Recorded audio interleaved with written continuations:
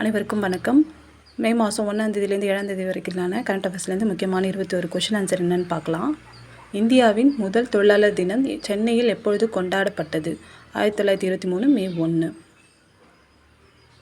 இந்திய வரலாற்று ஆவணங்கள் ஆணையத்தின் புதிய முழக்கம் என்ன?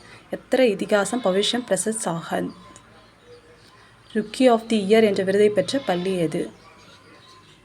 மும்பையை சேர்ந்த கனகியா இன்டர்நேஷனல் பள்ளி. இந்திய கடற்படையின் புதிய தளபதியாக பதவியேற்றவர் யார்? தினேஷ்குமார் திரிபாதி. பாகவதா ஸ்ரஸ்தா என்ற புகழைப்பெற்ற நாடக கலைஞர் யார்? சுப்பிரமணிய தரேஸ்வர்.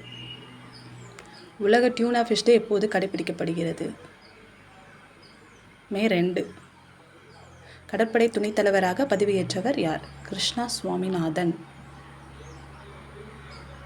உலகிலேயே 2வது ராட்சத பள்ளம் எங்கு கண்டுபிடிக்கப்பட்டது? மெக்சிகோ.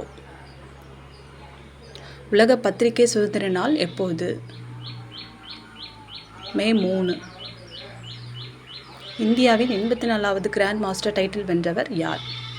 வைஷாலி ரமேஷ் பாபு. சர்வதேச தீயணைப்பு வீரர்கள் தினம் எப்பொழுது? மே 4. விட்லி கோல்டு விருது 2024 வென்றவர் யார்? பூர்ணிமா தேவி பர்மன். ஜியோ ஃபினான்ஷியல் சர்வீஸின் புதிய எம்டி மற்றும் சிஇஓ யார்? ஹிதேஷ் சேத்தியா. ஊழல் குற்றச்சாட்டில் சிக்கி இடைநீக்கம் செய்யப்பட்ட வெஸ்ட் இண்டீஸ் கிரிக்கெட் வீரர் யார்?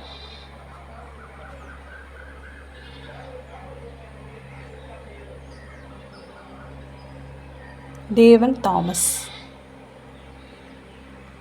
உலக பத்திரிகை சுதந்திர குறியீடு 2024 இந்தியாவின் தரவரிசை என்ன?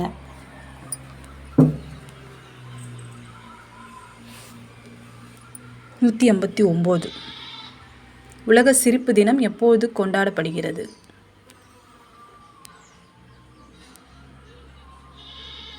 மே 5. எந்த ஆண்டு சர்வதேச பெண் விவசாயிகளின் ஆண்டாக அறிவிக்கப்பட்டது? 2026. ஜிஎஸ்டி மேல்முறையீட்டு தீர்ப்பாயத்தின் தலைவராக நியமிக்கப்பட்டவர் யார்? சஞ்சய் குமார் மிஸ்ரா. ஷாநவாஸ் ஆணையம் எப்போது நிறுவப்பட்டது? 1956. உலக ஆஸ்துமா தினம் எப்பொழுது? மே 7. மே 1 டியூஸ்டே.